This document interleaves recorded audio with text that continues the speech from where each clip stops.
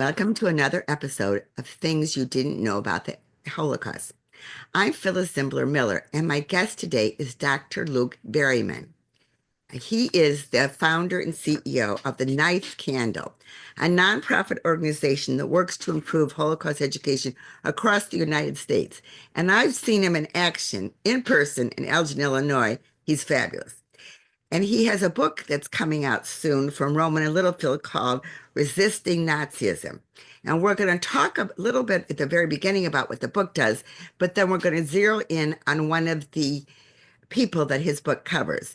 So, Luke, tell us very quickly what the book is going to cover. Yeah, well, thanks so much for having me. First of all, I'm really excited to be doing this with you, and yeah, very glad to be a guest on your show. So the book "Resisting Nazism" it was inspired by the question that I get asked the most on the Ninth Candles programs by students and teachers alike, which is why didn't more people resist Nazism? And I think over the years, discussing that question, the idea for this book gradually came into being. And so, what it tries to do is show that actually, as an idea, Nazism has always faced resistance, right from the moment that it's born in 1920s Germany up to the present day. And it shows that by gathering together 12 stories, each one from a different moment in time over that century or so. Um, to show the different ways in which people have pushed back against Nazism. And the stories purposefully focus on people who are less well known, figures that are less familiar to us for one reason or another. So the short answer to the question, why didn't more people resist Nazism, is that actually, if you look at this in a certain way, Nazism has always faced resistance. It's just that for a whole mess of reasons, a lot of these stories have remained under the surface. I know that this isn't the person that we're going to get to, but who's the first chapter? I'm curious. So the first chapter is on the people that I think were the most persistent of the early resistors to Nazism, and they were the cartoonists who worked for satirical magazines Mm. in Weimar Germany. So there are a handful of people who sound the alarm on Nazism almost immediately. So as soon as they hear about it, and those people are artists and intellectuals. They're writers and journalists. But like I said, the most persistent of them are these cartoonists, and I think that for the majority of Germans in for most of the 1920s, the Nazis simply aren't big enough to be taken seriously, right? They are this, right up until 1929, they are a novelty fringe act, and Hitler is seen much more as an eccentric than he is as someone who's actually dangerous.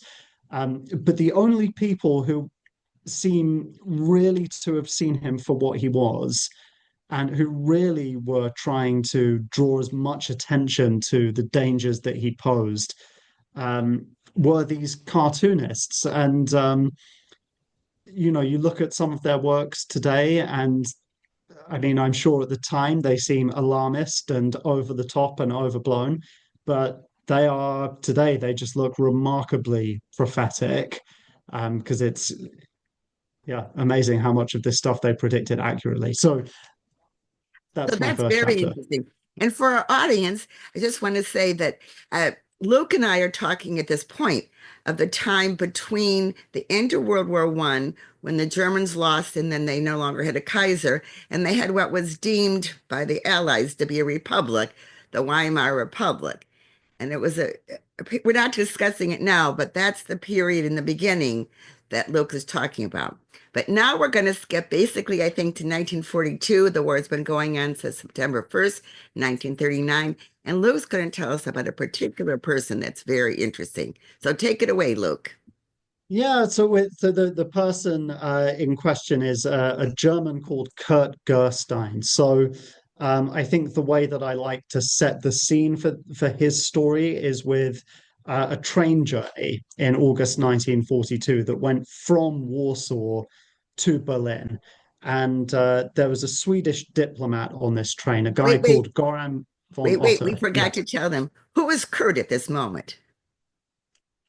Kurt at this moment is a man in the SS, and he's very high up in the SS. He was the head of technical disinfection services, which means that he's responsible for ensuring things like clean water, working sewage supplies, pest control across Germany and all of its occupied territories.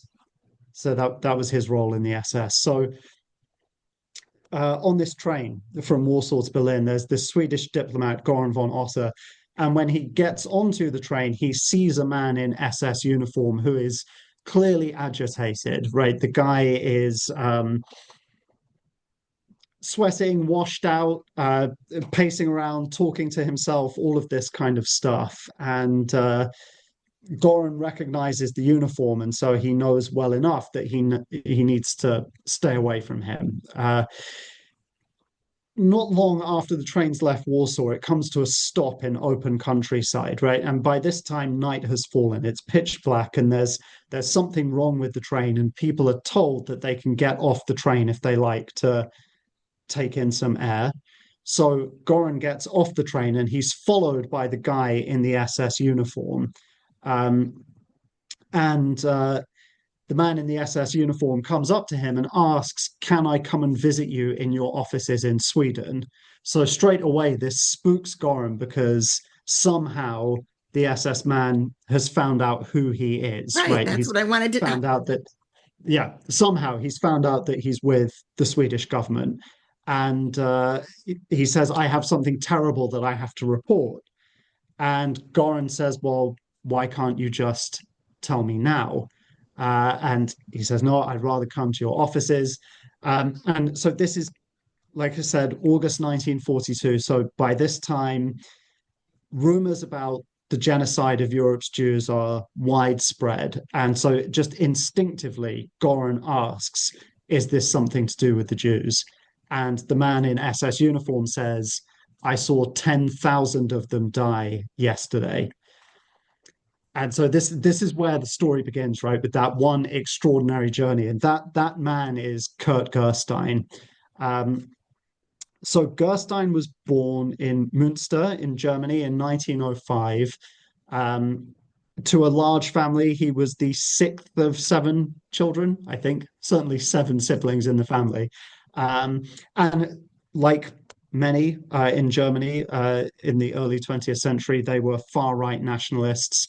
Kurt was himself a far right nationalist. He signed up to join the Nazi Party in 1933, but he's also an evangelical Christian. So I think at this moment, I always like to put just in parentheses, evangelical Christianity in 1920s and 30s Germany is not the same thing as evangelical Christianity in the US today, right? We think of the massive stadiums and the TV channels and the kind of over the top ostentatious pastors and stuff. That wasn't what evangelical Christianity was in the 20s in Germany. It's like a very community based version of Protestantism.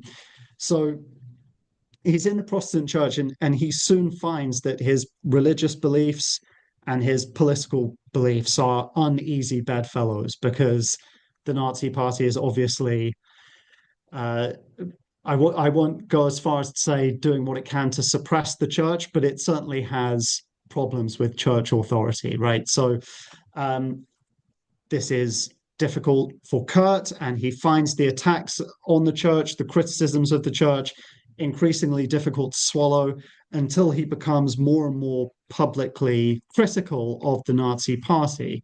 So in 1935, for example, he goes to an anti Christian play that was being staged by the Hitler Youth, and he stands up in the middle of the play, turns around to face the audience, and starts shouting about, "We can't allow our faith to be mocked publicly like this without protest." He's dragged outside by some Nazi heavies who are in the audience, and he's beaten up, but it doesn't deter him. He's doing things like printing anti Nazi pamphlets at home, A lot of the material that he's printing is it's already been banned because it was produced by the church. So he's producing all of this illicit literature. And While later still on in being, the wait, 30s, while still being in the yeah, Nazi Party, right? all while still being a member of the Nazi Party. Yeah, that's right. Um, and so later on in the 1930s, I should also have added at the beginning that he's an intelligent guy, right? He's a scientist, he's an engineer, he's got some medical training, um, and in his profession as an engineer, he runs conferences, right? This is something engineers do. They will get a lot of people in the scientific community. You get together, you have a professional conference. Um, he sends out conference packs that include posters to put up in your train window, posters that say things like carriage for mad dogs or carriage for people with infectious diseases. And this is a stab at the Nazi party, right? Carriage for mad dogs. This is a stab at people who have kind of swallowed the ideology in one gulp. And the Nazi party does not take kindly to wisecracks like that. He gets reported and he is then expelled from the Nazi party after a search of his home has dug up all of this anti Nazi literature. So to be expelled from the Nazi party, it's kind of comparable to a dishonorable discharge from the U.S. military. It's a rare punishment, and it's like a mark of shame that will follow you around for the rest of your life. So Kurt, he's quickly fired from his job. He's quickly ostracized from society, and he is down on his luck, right? He is broke and with no way back into the wider community. So his father, who's a judge, begins lobbying on his behalf. He's kind of elbowing Kurt to send all of these groveling letters of apology to local Nazi courts, to the Supreme Nazi Court in Munich, but none of it works. They never allow him back in. But after a certain amount of time, his dad did succeed in getting the expulsion, the dishonorable discharge, just downgraded to a dismissal from the Nazi Party, which is nowhere near as bad. So now he can get his job back again, and so on and so on. His relationship with Nazism is extremely difficult to pin down. I think, like a lot of Protestants in Germany, by the summer of 1940, he's more or less toned down all of his protests. Okay, let's just This is remind when, someone this is yeah, after the war started September 1st, 1939, just again to remind yeah. people. So it's when German war successes are at their peak, right? So by summer 1940 or later on 1940, they've conquered Poland as well as France, Luxembourg, Belgium, all of these other Yeah, places across Europe. And most people in Germany allow themselves to believe that the war is going to be over pretty quickly, right? No one has any inclination that war with Russia is coming, let alone war with the US. So by that point, Kurt seems to have accepted Nazism, um, but he's still wanting to like get ahead in his career to kind of earn his way back into society. And he's found a loophole, right, which is that he can be a member of the SS without being a member of the Nazi Party. And it's a kind of interesting glimpse into how fragmented Nazi society was, how many different silos existed, and they're all kind of separate competing agencies that don't really communicate with one another very well, right? I think it's very easy to think of the Nazis as this homogenous whole, but actually it's built up of all these tiny warring factions. So he's realized he can get into the SS, and he wait, applies wait, to he join wasn't called up successfully. to be in the military at this point. No, wasn't called up to be in the military. Um, he was born in 1905. So I mean, he would already have been mid 30s by the time war broke out. So I don't know enough about German military history to say whether someone his age would have been conscripted or not at that point in the war. Right, but But it no, was he wasn't called up for military duty. So um, around this same time, once he's accepted into the SS, which is around 41, there are disturbing rumors that are beginning to circulate around Germany about German citizens being murdered, right? German citizens who are um, suffering from one disability or other being done away with in specialized hospitals dotted around the country. And one of the people who was murdered in those hospitals, the rumors were all true, was a woman called Bertha Ebeling, who was Kurt Gerstein's sister in law, one of his sisters in law. Now, there's post war testimony from Kurt's family saying that this was a kind of turning moment for him, that he decided that, oh, I'm going to join the SS so that I can follow the trail of these rumors and find out the truth of what happened. Um, Historians since then have discovered that actually he put his application to the SS in before she had died. So Been murdered. right before she had been murdered. So it's a very confusing picture. I think it's possible he began the application for one reason and ended it for another, but hard to know for certain. And that's a recurring theme with Kurt Gerstein, that it's hard to know anything for certain about this man. Um, so he joins the SS, and as he learns more about the operations, as he hears more about these rumors, um, he's increasingly disturbed and he's increasingly driven to find out more. And because he's a smart guy, he rises through the ranks very quickly until he's in this, uh, quite fancy position of being the head of technical disinfection services, which is, I guess today we would call it like a C-level position. He's high up in the organization. So, summer 1942, he gets an order to go to Prague under conditions of absolute secrecy, where he picks up 200 pounds of Zyklon B, and which is a kind of industrial pesticide. And he's then told to take this to an undisclosed location in the east. So he goes with a driver who takes him into Lublin, the Lublin district in occupied Poland.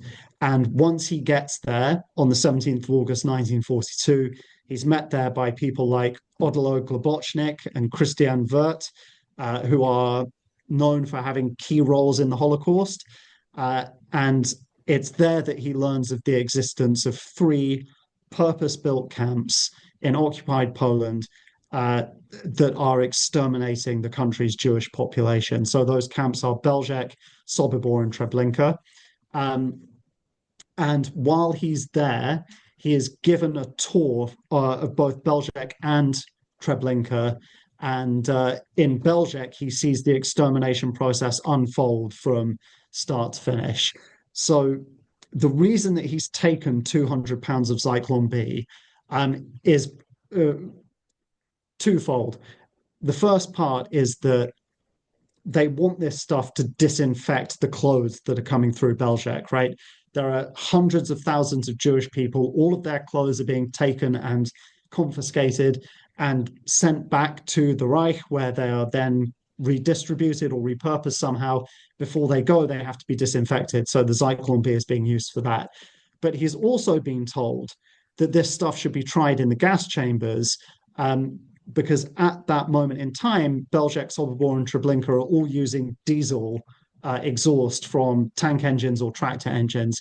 And there are some people in the SS who argue that Zyklon B is more efficient, a cheaper, better, easier way of operating the gas chambers. It's one of the most perverse, but also one of the most revealing areas of Holocaust history, that there is competition between these three camps in the east of occupied Poland and Auschwitz in the west of occupied Poland. So in Auschwitz, they only ever use Zyklon B, and in the three camps in the east, they only ever use diesel.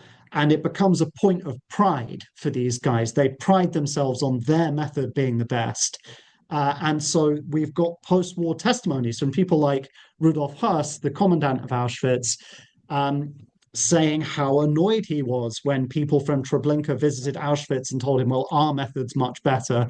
And in his post-war memoirs, Huss makes the case that no, Zyklon B is my method and it's the best, right? So even after this guy's been captured, and even after most of the people from the camps in the east have died, he's still having this argument with them, right? It's very, very peculiar, very dark, but it tells you something about the mentality of these people there. Like, not only are none of them there against their will, they're taking pride in being there, right? They are taking pride in their work. And they're competitive about it.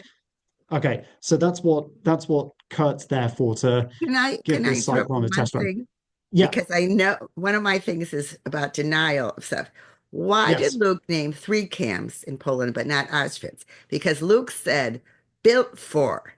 And Auschwitz, which already existed, was not originally built to be an extermination camp. It was actually already in existence. It was used for POWs. So that's why Kurt's making it, excuse me. Luke is making, okay, Luke is making a specific, all these short names. Luke is making a specific point about these three camps, and that's why he's separated them. Okay, go ahead. Yeah, well, and yeah, it's a very important point, and very important to remember how unique Auschwitz is uh, in the Nazi camp universe, and in some senses, that's why it's so important to learn about it. But it's also very important to remember that Auschwitz is not symbolic of the Holocaust, or the way that the Holocaust unfolded. It's really actually an anomaly. And I think in some ways, Belzec, Sobibor, and Treblinka tell you much more about the Holocaust, what it was, what the Nazis were trying to do, because unlike Auschwitz, which has got factories attached to it, which has got POWs in there for long periods of time, these three camps, they produce nothing, and nobody goes in there except Jews. And For the the purpose of being destruct murdered. for the purpose of being murdered. Right, that's it. That's it. Uh, that's the only thing that those camps are there for. They're much smaller than Auschwitz. They're much more. They're deliberately designed to be temporary. It's the Nazis always intended to demolish them the moment that their project there was finished. Um, so yeah, they're important because they give us like a really clear glimpse into Nazi Jewish policy. So in Belzec, Kurt Gerstein sees the extermination process unfold from start to finish, and he's completely horrified by it. And when he's then taking the train back from Warsaw to Berlin, by the time he gets on that train, he's already decided that I have to do something about this. And he's got no idea what that something is. But he wants to do something about it. The first thing he does, so he finds out from someone on board that guy over there is a Swedish diplomat.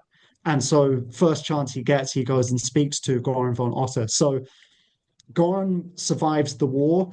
Um, if you are into classical music, uh, it's Sophie von Otter, the violinist, I think is either daughter or granddaughter. So, kind of, a big family in Europe. And the encounter with Kurt Gerstein haunted him for the rest of his life. And he spoke about it on many occasions. The details, like minor details, kind of vary over these different accounts that he gives, like who spoke to who first and exactly what was said. But the major details never change, right? Which is that this guy told him about purpose-built extermination camps in the East and begs him to do something about it. And Wait, you skipped. Did yeah, Kurt, got the name right? Did Kurt go to Sweden? oh well, so that's once he gets back to Berlin, the way that this unfolds, it only becomes more extraordinary. So when their conversation begins, at first, Goran doesn't believe him, right? He's worried that Kurt is a spy, or that he's like a spy for the Nazis or a spy for the Allies who is trying to plant what we would describe as fake news, right? That he's trying to plant atrocity rumors. But this is a long train journey, and they spend the entire time talking together. And by the time they've got back to Germany, the authenticity of Kurt's distress, also all of the documents that he's shown him. So he shows him the receipt that he's got for the £200 of Zyklon B. He takes out a piece of paper and he draws a map of Belgique. Um, all of this stuff, by the time the journey is over, has convinced Goran that actually this is for real. And like most people in Europe at this time, well, most people who are connected to the political world in Europe at this time have heard rumors that something is happening to the Jews in the East. But the details of what Kurt was telling him at first were just too extraordinary for anyone to believe. But like I said, by the time they get back, he's accepted that yes, he is telling the truth and that this is what's happening. So Kurt then spends a year or more going around different political agencies trying to tell this story to anyone who will listen. Wait, And the in same with Germany or Goran, outside of Germany? both. And Goran also. So between the two of them, so Kurt is not just approaching foreign ambassadors, he also goes or tries to and fails to get an appointment in the Vatican to tell senior figures there. When Goran goes back to the, to his government agency, he's told that you sound stressed out, you sound tired. Leave this with us, and you take a vacation for 3 months. And then when he came back from his vacation, he found that nothing had been done. And so, as time unfolds and Germany's situation gets more and more precarious, Kurt Gerstein becomes simultaneously more paranoid and more reckless. Right? He's worried that any moment, every time someone knocks on his door, he's worried they've come for me, they're going to arrest me. But it's precisely that fear that drives him to tell anyone who will listen to him. And he's also listening to foreign radio broadcasts, which is illegal. He starts going around and telling friends and families that family members that he hopes Germany will lose the war, which is all out treason. But he's still in the SS, right? Still in the SS. Yeah. So he keeps his role right up until the end, and he survives the war and he doesn't get arrested. Now, at the end of the war, the Allies brand the SS as a criminal organization, right? Which means that just being a member is enough to get you arrested. So 99.9999% of SS members immediately go underground and they're doing their best not to be found. One individual who actually goes to the Allies and says, I was in the SS, is Kurt Gerstein. Like he actually goes and turns himself into the Allies. And at this moment in time, he believes that he is the only living eyewitness to Belgique who will be prepared to talk about it, because he doesn't believe that any Jewish people have survived. And he certainly doesn't believe that anyone who's in the SS who was there will tell the truth. So he says to the Allies, I've been resisting, I need protection, and I have information that I need to share with you because I want these people to be brought to justice. Now, initially, the Allies buy all of this. They treat him as someone who needs protection, and he's given, I suppose, like protective custody almost. He's kept in a hotel where he's just under the protection of the Allies. And over the course of 3 weeks in the summer of 1945, he produces copies of he writes a report about Belgique and then produces copies of it. So some of them are in German, some of them are in French. And it's just his eyewitness testimony of what he saw and what had happened there. He believes this is going to trigger a big search, that it's, going to trigger something, anything from the Allies, but of course nothing happens. In the kind of chaotic aftermath of the war, the Allies really aren't interested in his report, and eventually he's just transferred to regular POW camps and conditions, and ends up in a fairly horrible POW prison in Paris, where he's just completely driven to despair because he is there in prison with members of the organization that he had been denouncing. He's also haunted by the fact that he never managed to save anybody. And in the summer of 1945, in that prison, he took his own life. So, what he didn't know at the time was that his report that he had written, even though it was being ignored, was going to become an utterly invaluable and extremely rare insight into Belgique and what had happened there. So historians today think that roughly half a million Jewish people died in Belgique. Uh, and of those half million who were taken into the camp, there are only two known survivors who gave any kind of testimony after the war. Right, the destruction at Belgique, the level of destruction there was so total that it really beggars belief. Up to the point that the majority of people who died there, we have no idea what their names were, um, because these communities were just wiped from the face of the map. All of their documentation, everything destroyed. So very unlike Auschwitz, again, where because Auschwitz houses POWs, a vast slave labor force, there are many, many survivors of Auschwitz, all of whom can share their stories after the war. But Belgique is like a black hole, right? We know so little about that camp. So there's these two fragmentary testimonies from Jewish survivors, augmented by the testimony of Kurt Gerstein. Um, for a long time, because he had been in the SS, he was deemed to be a criminal along with everybody else who had been in that organization. His wife and a group of his family and friends do their best to resurrect his reputation. And in the 60s, they found an institute called Kurt Gerstein House in Germany, which is like an educational institute for kids. They gather lots of archive material. The historian Saul Friedlander writes a short book about Kurt Gerstein, which and that's in the 60s or early 70s. As far as I'm aware, that is still the only book-length study of Kurt Gerstein. And then when we get into the 2000s, Kurt Gerstein House runs out of money. So it's just kind of, it evaporates.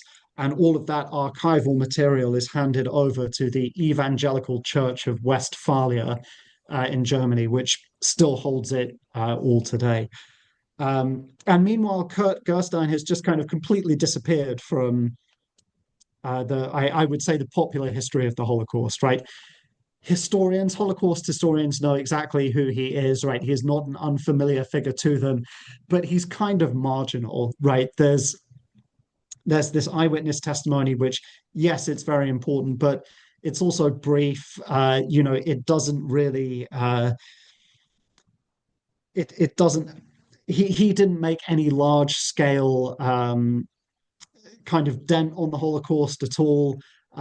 He offers us a fleeting glimpse of history as it goes past, and that's kind of how professional historians tend to treat him, right? That he's this curious figure, but not much more than that. Meanwhile, for people who are more in my space, right, the Holocaust education field, Holocaust remembrance, um, he never gets a look in, and that's because he is far too complicated. He's far too complicated for the average Holocaust education program, right? I think especially today, we like to think in very black and white terms about what a resistor is, what an upstander is, what an ally is, what a bystander is. We divide all of these people into very neat categories, but the truth is far more messy.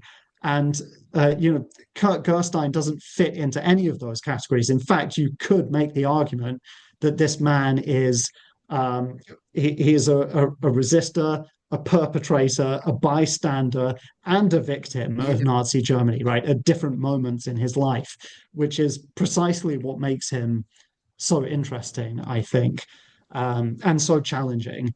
And so that's my swift bird's eye view of the weird life and times of Kurt Gerstein. it was fascinating, just fascinating. And I particularly like the last few words you said, in which people play different roles at different times, which is my theme. That when you're looking at the Holocaust, you have to look at who the person was, what date, et cetera, et cetera, et cetera. It is not monolithic. And Yeah.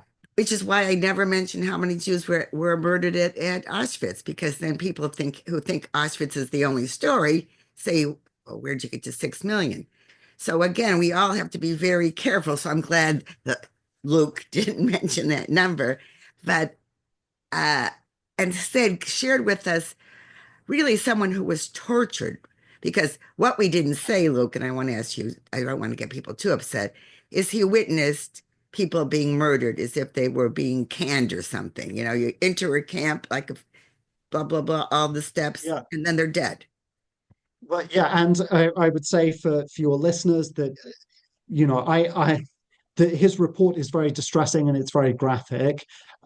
So I always in our own the Ninth Candles programs, especially when we're doing with younger teenagers, I will hold off on going into all of the details. But for anyone who's interested in reading that report, it's freely available in good English translations on the internet. This isn't something you need to go to an archive to read. It's out there. It's just people don't know about it. I would say that again, just with kind of popular misconceptions in mind, one of the most valuable things about it is that it challenges a lot of misconceptions that we have about the Holocaust in pop culture and in Holocaust education and remembrance today. So, one of those misconceptions is that places like Auschwitz were death factories, right? I'm kind of doing the scare quotes because it's kind of a catchphrase that we use all the time, and I understand the reasons for it, but I also think it can kind of be misleading, right? Accidentally misleading, because what do you think of when you think of the word factory? You think of somewhere that's efficient, somewhere that's clean, somewhere that's impersonal. And Kurt Gerstein's report tells us that Belzec was none of those things. One of the incidents that he witnessed there on the day was the failure of the gas chambers to operate in the proper way, right? Because these guys had put this camp together in the most ramshackle possible way. They were using tractors that they had stolen from the tractors of Polish farmers or from Soviet tanks, and they often broke down, right? They weren't being used for the purpose they were meant to be used. And so they often broke down. So when Kurt was there, he saw thousands of people being herded into the chambers, locked, and then the engine wouldn't start. And so those people, he recorded them as being trapped in there for more than 3 hours before the Nazis managed to fix the engine and turn it on. So, once you have a detail like that, you suddenly realize how messy and how appalling and how Barbaric. inefficient and how just savage these places were. And you suddenly realize that, oh, actually, maybe factory isn't the right word to describe somewhere like Belgique at all. It was chaos, right? It was not efficient. It was chaos. Um, and the suffering of those people was neither here nor there for the ones who are running the camp. For the perpetrators, who those The people, perpetrators, I yeah. think we can clarify, were not in different categories. Yes, yeah, yeah. And was the SS was running those three camps? Yeah, that's right. So there was a small handful of SS members, most of whom had worked on the euthanasia program in Germany. So these people were already experienced with mass murder when they were then transferred out to occupied Poland for this new project. That core German staff was augmented by men called Traunikis. That's what the Germans called them. So these were mostly Ukrainian prisoners of war, but they also came from other Baltic states like Latvia and Lithuania. Um, and once they were in the POW camp at Trauniki, they were given a set of choices about how you want to spend the rest of your war. Either you can be in this camp here and you can stay where you are, or you can come and join this new project. So among the Traunikis, there is a range of motivations and a range of sympathies uh, with the Nazi project. Like some of them seem to have regarded themselves as prisoners who are there against their will. Others we know were extremely enthusiastic participants whose brutality at least matched the brutality of the Nazis. I, as a side note, one of them was a kind of infamous figure in the US, John Demjanjuk, um, who people may remember as being the subject of the Netflix documentary "The Devil Next Door." He snuck into America after the war was over and lived in Cleveland, Ohio, for decades before he was uncovered. He As was a we Trauniki end, man. I want to give Luke a special shout out because in a previous interview, he said, or perhaps it's when I heard him in person, he said that when he does education, and I want him to give a two-sentence plug about what he offers, he comes to where the people are, meaning he doesn't assume that everyone knows X, Y, or Z. And so, Luke, give a pitch for your program because as long as Yeah, yeah, thanks, Phyllis. Yeah, I'm always happy to give the pitch for the ninth candle. So if people go visit our website, they will see we don't have any curricula to download. There's no lesson plans there where we're telling you what to do. Um, the reason for that is every time we do a program with a school, the program is always customized to the school in question in collaboration with the school in question. The reason being because, like you said, we want to meet students and educators where they are.